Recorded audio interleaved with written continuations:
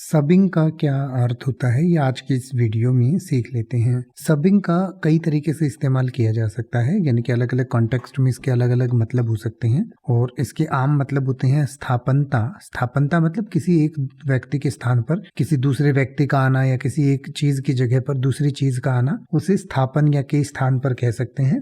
English में सबिंग कहा जा सकता है।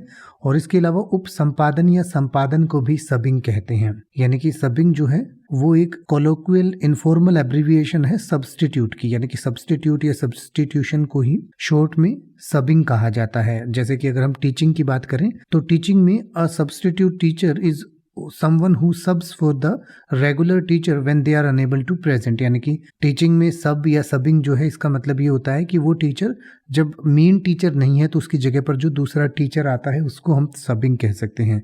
स्पोर्ट्स की बात करें यानी खेलों की बात करें तो एक प्लेयर मान लीजिए टीम में है, वो गेम बीच में किसी वजह से उसको छोड़ना पड़ता है, चोट लग जाती है या कुछ भी हो जाता है, तो उसकी जगह पर जो दूसरा प्लेयर आता है उसको सब्स्टिट्यूट या सबिंग कहते हैं। काम में भी ऐसा ही होता है। काम में एक व्यक्ति की जगह दूसरा व्यक्ति आ जाता है या उसकी रिस्पॉन्सिबिलिटीज जब वो दूसरा व्यक्ति देखता है, जब पहला व्यक्ति एब्सेंट है या वहां पर नहीं है तो उसको सबिंग कह सकते हैं। ऑनलाइन गेमिंग में भी सबिंग का इस्तेमाल किया जाता है। ऑनलाइन गेमिंग में सबिंग का मतलब होता है कि एक किसी भी क्रिएटर का जो चैनल है उसको सब्सक्राइब करना, यानी कि इन ऑनलाइन कम्युनिटीज और गेमिंग सबिंग में refer to subscribing to a content creators channel और प्लेटफॉर्म फॉर एक्सक्लूसिव कंटेंट और बेनिफिट्स, यानी कि किसी भी चैनल को सब्सक्राइब करना। इसके अलावा एडिटिंग और प्रूफ रीडिंग में जैसे मैंने आपको पहले भी बताया था कि संपादन या उपसंपादन करना को भी सबिंग कहते हैं।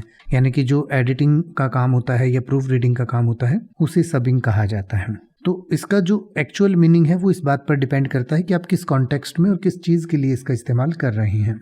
अब आप ऐसे ही किसी भी वर्ड का मतलब हिंदी और इंग्लिश में YouTube पर सर्च कर सकते हैं। आपको मेरी वीडियो मिल जाएगी जिसमें आप बिना किसी फालतू बकवास के सीधा उस वर्ड का मतलब समझ पाएंगे। तो ऐसी ही वीडियोस को देखते रहने के लिए चैनल को सब्सक्राइब करें और बेल आइकन को प्रेस करें।